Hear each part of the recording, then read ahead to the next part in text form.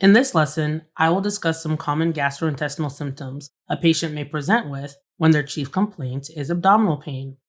This list is not comprehensive, but includes common ones that will help you focus in on specific history questions. Just a quick reminder about our OLDCARTS acronym used for asking the history of present illness. It is used during the subjective portion of the exam. I will be using S to mean symptoms to describe the associated symptoms. The gastrointestinal system, also known as the digestive system or alimentary canal, is an organ system that is responsible for the transportation, digestion, and absorption of food and nutrients. It contains hollow viscous organs, including the mouth, esophagus, stomach, small intestine, large intestine, and solid organs, including the liver, gallbladder, and pancreas. I have found it useful to identify the cause of abdominal symptoms by remembering the anatomical origin of the intestines. The GI tract is divided into three broad anatomical regions that are formed during embryonic development: the foregut, midgut, and the hindgut.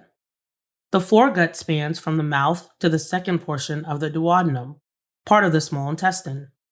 The midgut spans from the distal aspect of the second portion of the duodenum to the proximal 2/3 of the transverse colon. The hindgut spans from the distal 1/3 of the transverse colon to the proximal 2/3 of the anus.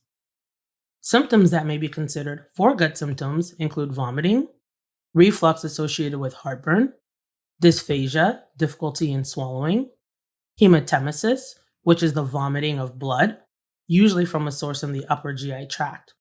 It's important to note that this is not to be confused with hemoptysis, which is the coughing up of blood associated with the source in the respiratory tract. Early satiety is where you feel full quickly, even after only a small amount of food. Belching, and syngultus, also known as hiccuping. It is a sound made by rapid closure of the glottis due to a reflex spasm of the diaphragm, often a symptom of indigestion. Symptoms that may be considered midgut symptoms include anorexia, loss of appetite, or flatulence. Symptoms that may be considered hindgut symptoms include diarrhea, constipation, commonly defined as fewer than 3 bowel movements per week, obstipation, the inability to pass stool or gas, melena, the passage of dark tarry stools, commonly comes from an upper GI source. But it is important to mention here that it can be due to GI bleeding anywhere in the GI tract. The passage of bright red blood per rectum, or hematochezia, is similar to melena in that it can come from anywhere in the GI tract, often a lower source. As a note, the most common cause of a lower GI bleed is from an upper GI source. The other common gastrointestinal symptoms that don't easily fall into a category are fever, malaise, a lack of well-being and overall feeling of discomfort, nausea, weight loss or gain that is often not intentional, icterus or jaundice, which is yellowing of the skin or sclera. This is referred to as scleral icterus. Edema and bloating may also be associated with pain.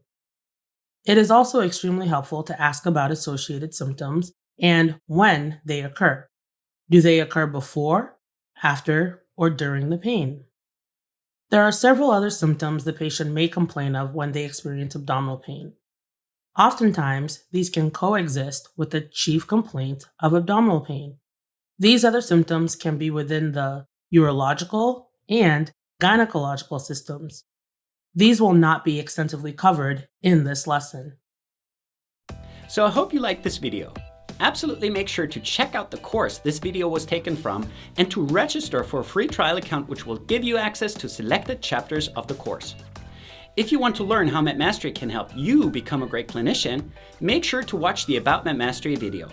So thanks for watching, and I hope to see you again soon.